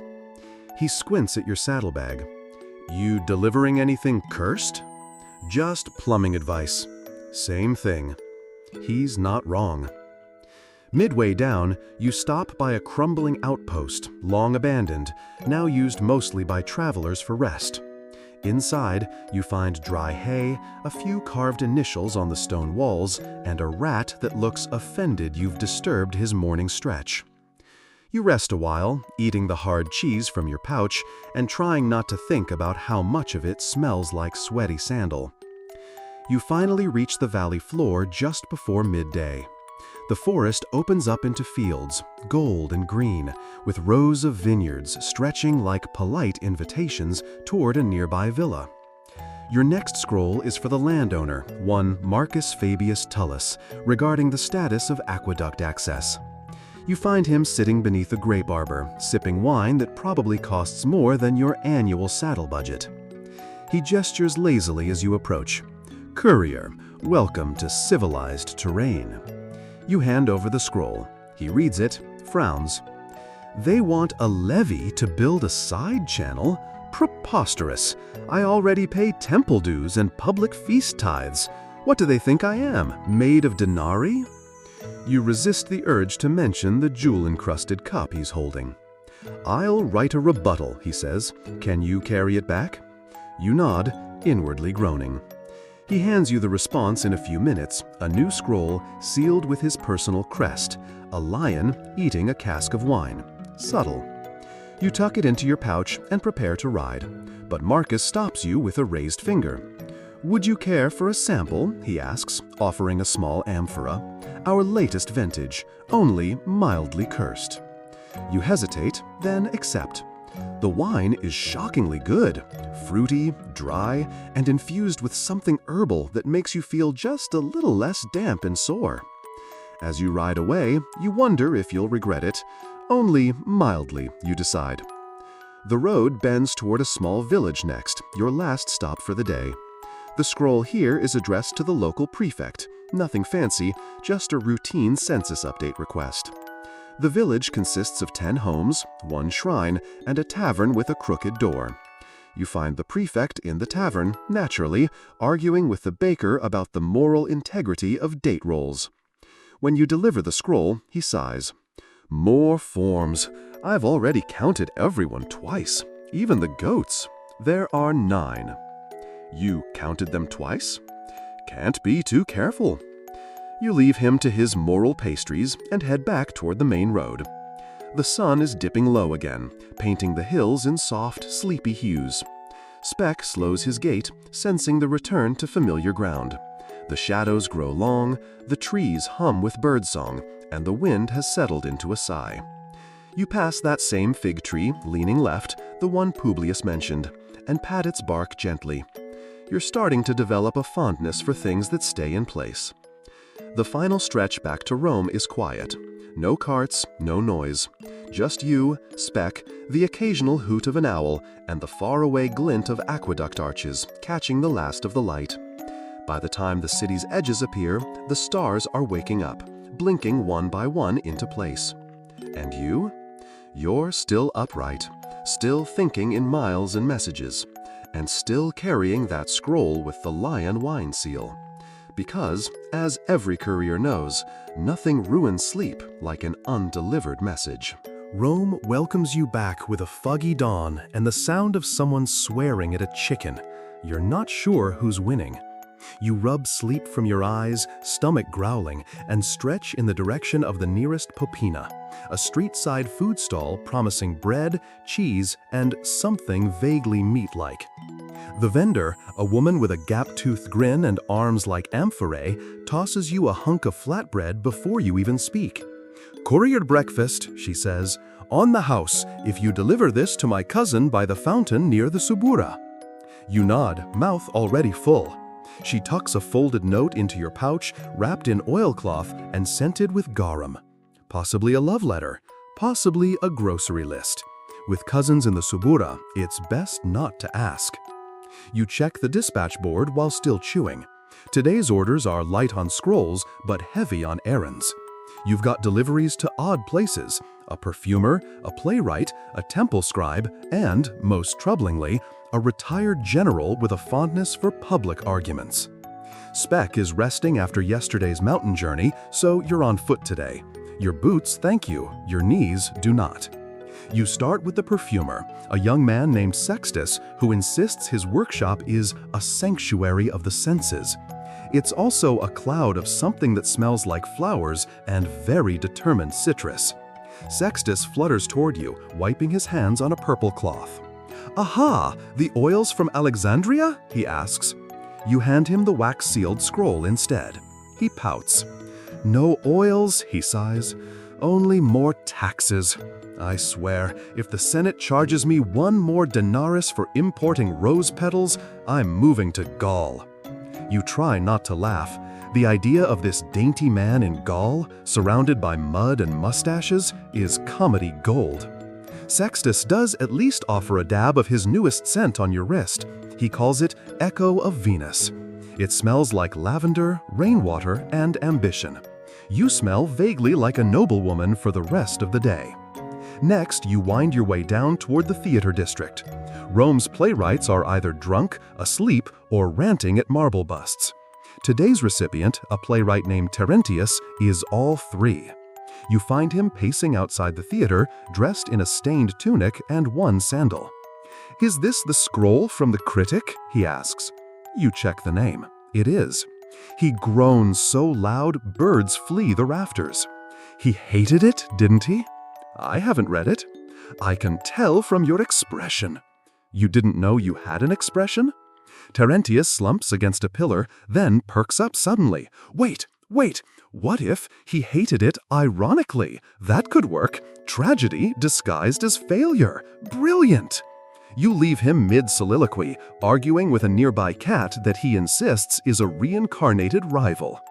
Your next stop is quieter, the Temple of Concord, where a scribe named Livia handles religious paperwork with the solemnity of a tomb.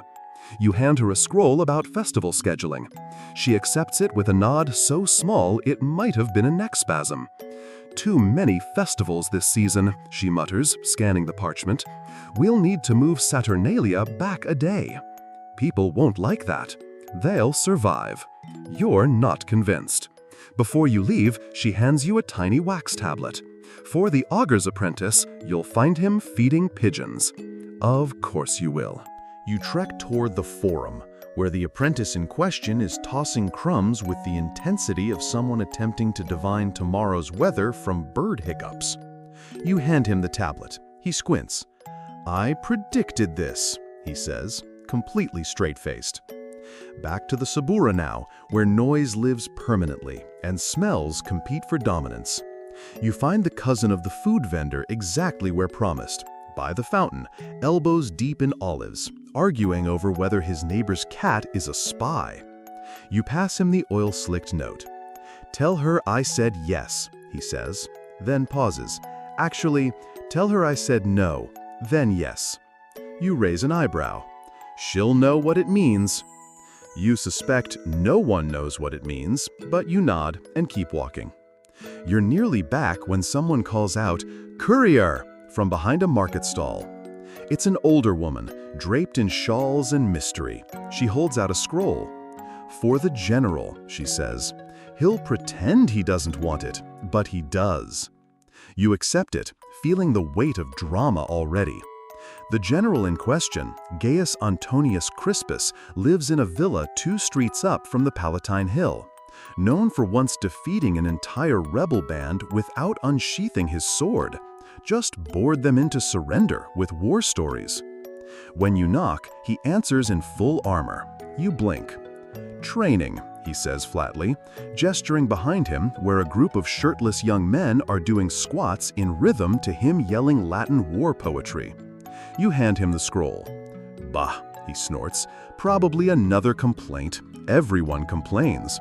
I held a dinner once with only 7 courses, and they acted like I'd insulted Jupiter." He opens the scroll, reads, then mutters, "She's coming to visit." You're not sure who she is, but from the way he adjusts his breastplate, you suspect it's someone with opinions.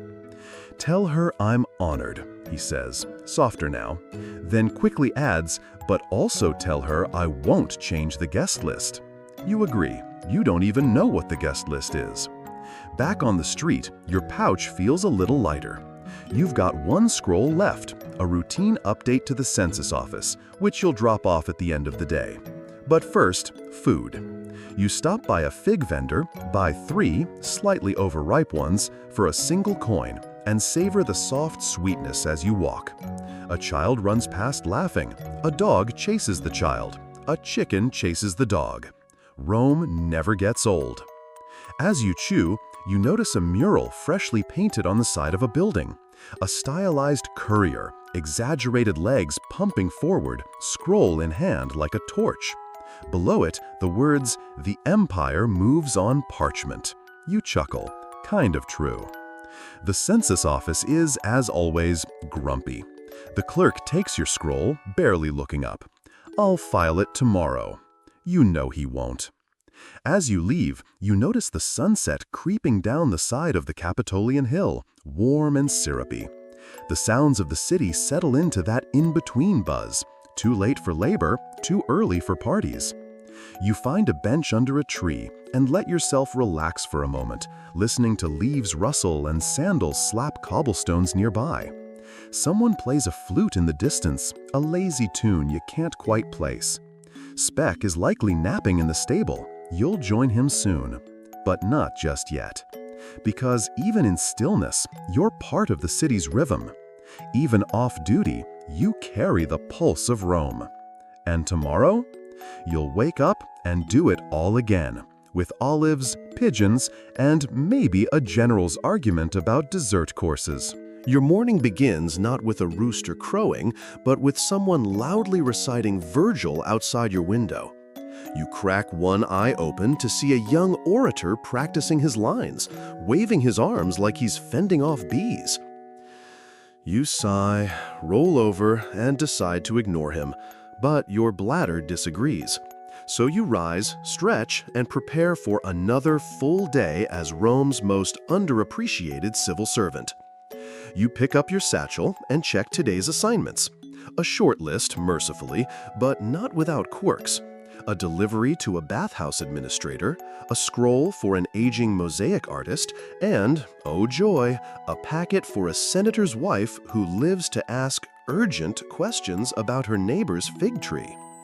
Breakfast is barley porridge with a generous scoop of resignation. You start with the bathhouse scroll, tucked in your pouch like a particularly sweaty secret. The scroll bears instructions from the city magistrate to address recent complaints. Too much steam, not enough heat, suspicious eels. Yes, eels. The bathhouse looms ahead, a long building with thick stone walls and steam curling lazily from rooftop vents. Inside, it's as if you've walked into Jupiter's own soup bowl, moist, echoing, and filled with the sounds of slapping towels. You find the administrator, a wiry man named Decimus, perched on a stool near the tepidarium, sipping lukewarm wine with a look that says, "I'm too damp for this nonsense." You hand him the scroll, he breaks the seal, reads, then groans. "Not the eels again." You wait patiently as he begins shouting instructions to attendants about filters, drains, and not feeding the wildlife. "Tell them it was a sacred fish," he mutters. "Maybe they'll believe that."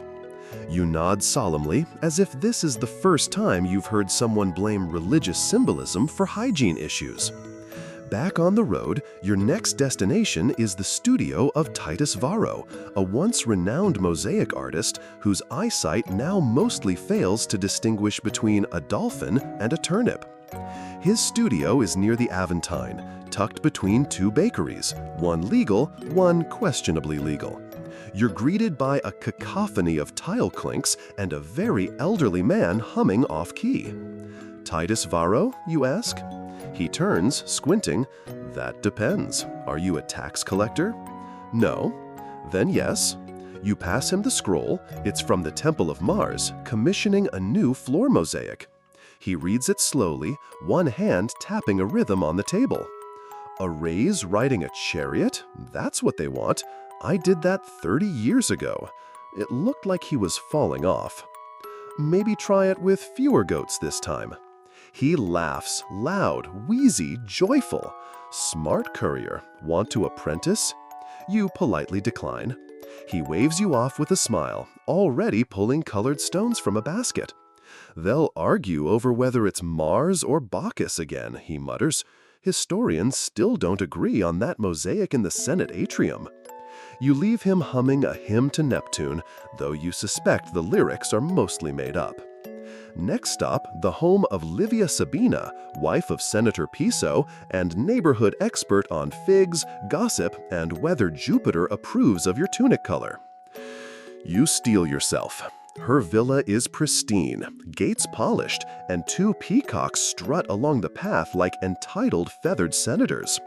You knock once. She answers on the second beat, dressed in a flowing stola and what you suspect is 3 different perfumes, layered in open defiance of olfactory peace. "Ah, the courier! Come in, come in." You are not given a choice. She leads you to an atrium so white it feels like an insult to dirt. Servants bustle around holding tiny towels and trays of grapes no one eats. You hand her the scroll, a reply from the agrarian official about the tree she's accused of trespassing 2 inches over her wall. She reads it dramatically, as though it were a love letter. "So they won't remove it," she sighs. "Typical. I knew the gods favored my neighbor." She proceeds to explain in great detail how the tree leans menacingly toward her courtyard, occasionally dropping leaves with a level of malice known only to minor demons. "Do you think it's cursed?" she asks. You consider. "Probably just seasonal." She nods solemnly, as if you've confirmed a long-held suspicion about leaf-based omens. You edge toward the exit. "Oh, and take this reply, please," she says, scribbling furiously on a wax tablet. "Tell the magistrate I will donate 3 jars of olives to the next civic feast if he reconsiders."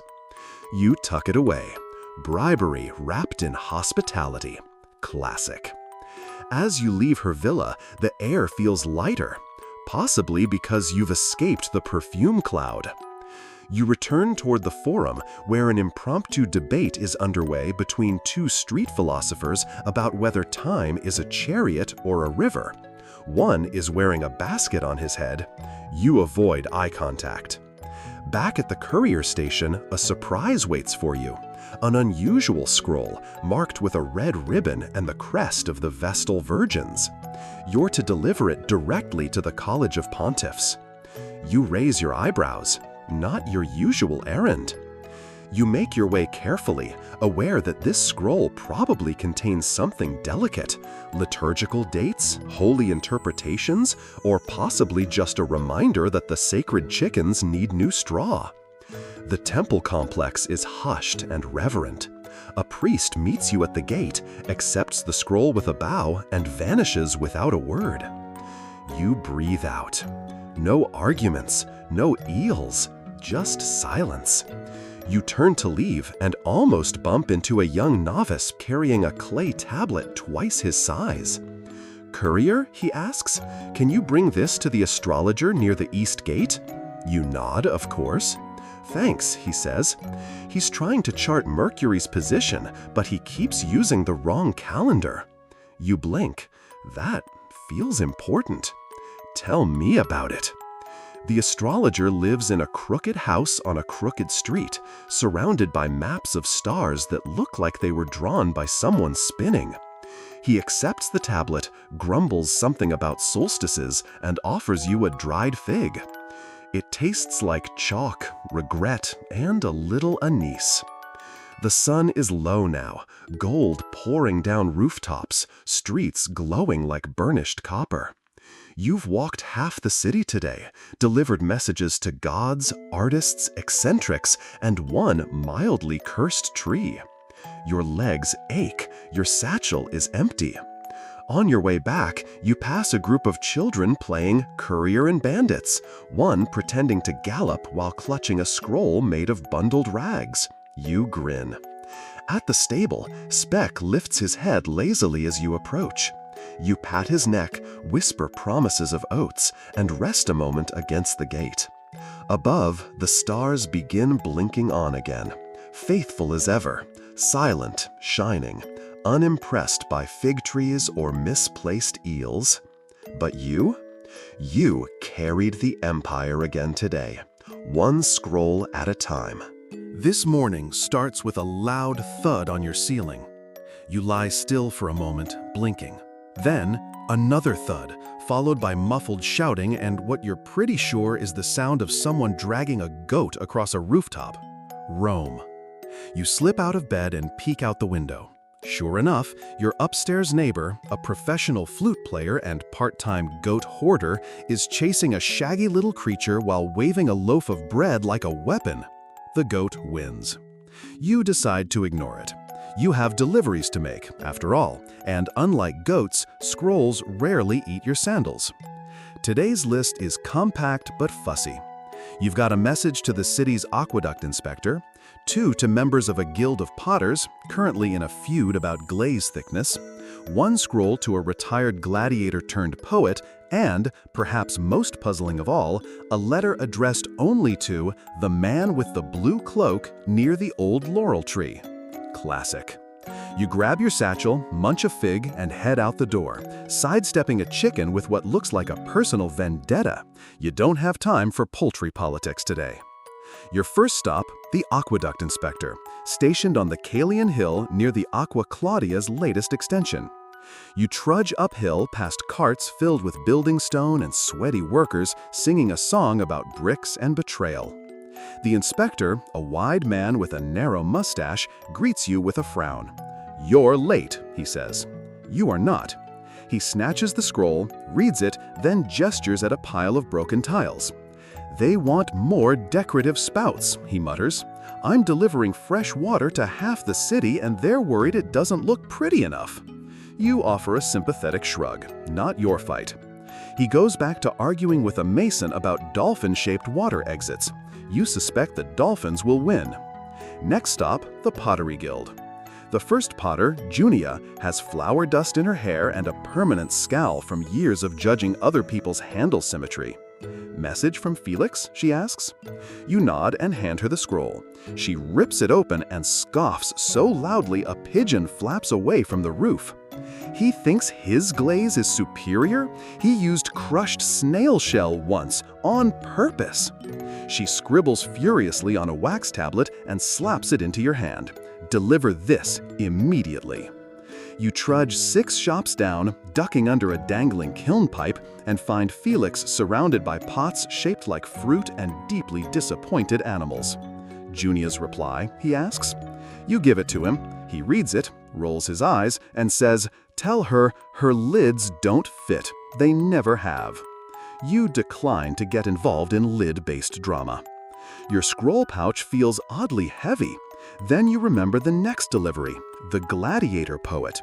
His name is Masser, and he lives in a peaceful little garden house at the edge of the Aventine, where flowers bloom and birds chirp, probably terrified into cooperation.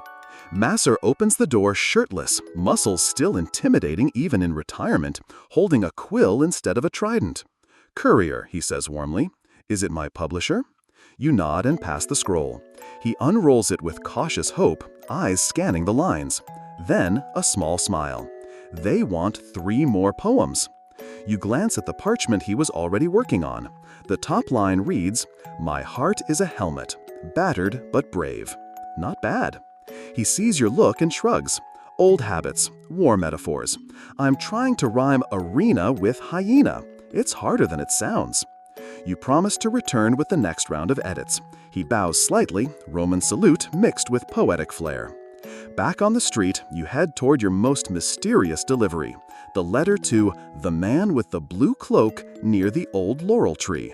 This isn't a riddle. It's just Rome being Rome. You cross the bridge, navigate 2 markets, sidestep a parade of sacred geese, do not make eye contact, and find the old laurel tree, leaning tiredly against a cracked wall. There, sitting on a bench, is a man in a blue cloak, eating grapes. You hesitate, then ask, "Are you the man?" He nods. "Depends. What's in the scroll?" You show him. His eyes light up. "Ah, from my sister." He accepts it gently, reads, then folds it with care. "She always writes sideways. It's our thing." You don't ask. He hands you a small carved token. "Give this to her next time you go by. It'll confuse her, in a good way." You take it, because when a mysterious man in a blue cloak gives you a token, you say thank you and don't ask questions. By now, your pouch is nearly empty, and your stomach growls like an angry senator. You swing by a familiar popina for some lentil stew, eaten quickly at the counter, while the vendor recounts the time he cooked for a praetor who mistook mustard for honey. "The scream," he says, "shook the olives off the shelf." Refueled, you return to the courier station to check for late postings. 1 scroll, addressed to a carpenter working on the new amphitheater entrance. You sigh, your feet ache, your back protests, but duty is duty. The amphitheater is still under scaffolding. The carpenter, a bearded man named Lucius, is halfway up a ladder with a chisel in his mouth. You shout up, "Scroll for Lucius!" He nearly drops the chisel. Sliding down expertly, he opens the scroll and laughs. "They finally approved the lion gate. About time. I've been sketching lion heads for a week. My wife thinks I'm obsessed." "Are you?" "No. Yes. Maybe." He picks up a chalked slate and shows you rough outlines. They're enthusiastic. Some lions look surprised. One is definitely winking. He thanks you and climbs back up, whistling. You take the long way home, past the Tiber, watching the current drift lazily under moonlight. Someone plays a soft melody on a lyre nearby, and a couple dances slowly by torchlight near a food stall. You smile. You've delivered whispers, arguments, poems, threats, and riddles today. Each scroll its own thread in the city's great patchwork.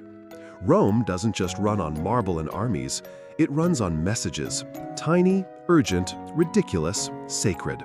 And you? You're the one who makes sure every one of them gets there, even if it involves rooftop goats. The morning light barely filters through the narrow alleyways as you shuffle out the door, cloak dragging slightly and sandals feeling heavier than usual. Today feels different, not because of the assignments, those are as bizarre as ever, but because the air holds a softness, a kind of golden stillness that settles deep in your limbs. You stretch your arms, yawn in the direction of a dozing cat, and check your satchel. Just 3 scrolls, almost disappointing. The first bears a familiar seal, the veterinarian near the Circus Maximus. A short walk if you ignore the freshly dumped fish guts near the butcher stalls. You try not to breathe too deeply.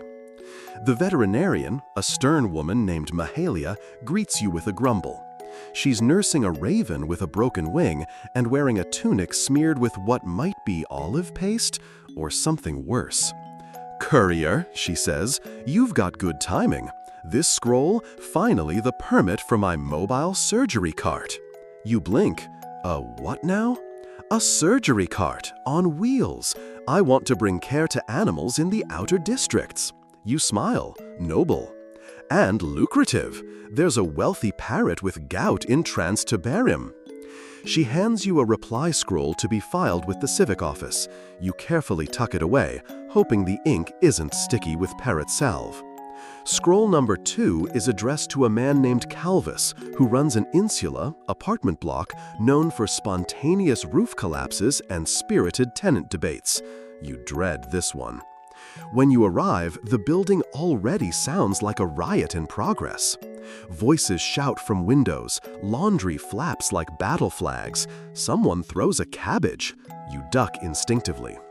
Calvis is standing by the doorway, arms crossed, face set like weathered marble. "Let me guess," he says, "eviction notices?" "No," you reply, "just a reminder about the new roof inspection date." He sighs, rubbing his temples. Historians still argue whether Nero ever fixed any of his insulae. I'm starting to understand why. You hand him the scroll. He opens it, reads, then lights it on fire with a candle stub. "Symbolic," he says. "Tell them I'll meet the inspector on Saturn's Day, if it doesn't rain." Back outside, you make for your last delivery. This one's odd. The scroll is unsigned and unsealed, simply labeled, "To be delivered at sunset to the man on the bench beneath the olive tree by the abandoned aqueduct." Sounds like a trap. Probably isn't. Hopefully. You walk. Past the forum, still bustling. Past the market, where someone offers you a suspicious meat pie. It's mostly lark. Past the hilltop shrine, where a man in a toga is arguing with a statue. You reach the aqueduct ruins just as the sun begins to slide down the sky. The stone arches catch the golden light, their shadows long and sleepy across the grass. There's the bench, and the man. He's older, cloaked, a walking stick resting by his leg. He nods as you approach. "Courier," he says gently. You hand him the scroll. He doesn't open it, just holds it in his hands, running a thumb over the edge like it's a memory. "I wrote that 20 years ago," he says, "but I never sent it." You blink. He smiles. "Didn't have the courage." Then this week, I asked myself, what would happen if I finally delivered it to myself? He holds the scroll up to the fading light. Turns out, it still matters. You don't know what to say, so you sit beside him, quietly. He talks for a while, not about the scroll, but about Rome, about change, about how pigeons always find the cleanest statue to defile. The shadows lengthen. A breeze rustles the grass. You eventually rise, nod to him, and begin the slow walk back. The streets are quieter now, shops shuttering, laughs echoing from courtyards, the clink of amphorae being moved. Rome winding down, not sleeping, because Rome never really sleeps. She just shifts into another rhythm. You pass by familiar sights, the little shrine where someone's left a fresh garland, the bakery window warm and glowing, the stable where Speck is already munching his evening hay, ears flicking lazily. You sit beside him, lean against the post, and let your head rest for a moment. You've walked hundreds of miles through these streets, maybe not all at once, but slowly, steadily, faithfully, scroll by scroll, story by story. You've connected lovers and lawyers, gladiators and gods, poets and paradoctors. And in doing so, you've stitched together Rome's quiet heartbeat, the little pulsing rhythms that don't make the history scrolls but still matter more than most people realize. Because history isn't just battles and emperors and marble monuments. It's a fig tree dispute, a mosaic of Mars, a worn-out poet trying to rhyme arena. It's tired feet, quiet benches, and messages that finally reach their destination, sometimes decades later. It's you. You, the postman, the courier, the walking thread. And as the last sunlight spills over tiled roofs and Rome exhales one more time, you smile into the dusk. No horns, no speeches, no golden chariots. Just one scroll at a time. Just you, carrying history home. And now the streets grow soft and quiet. The lamps flicker like stars dropped too close to the earth, and the voices fade into whispers, then into stillness. The clatter of wheels, the shuffle of sandals, the creak of heavy satchels, they all slow now, easing into the lull of a city preparing to dream. You, too, lean back. Your breath is slow, your hands still. The weight of the scrolls is gone from your shoulders, and the day unwinds gently around you like a silk ribbon in warm breeze. Rome sleeps, in its way. The pigeons settle, the cats claim their corners. The city's many gods watch in silence, satisfied that for now, all the messages have found their way. The aqueduct still hums with water. The stars blink softly overhead. Somewhere, a flute plays a lullaby that no one remembers learning, and yet everyone knows. Your eyes grow heavy. The rooftops blur. The stone melts into shadow. And you drift, peacefully, completely, carried now by dreams rather than footpaths, into a world where the scrolls don't need delivering, and even history itself takes a moment to rest. So sleep, courier. Sleep deeply. You've done your part, and tomorrow will come in its own good time.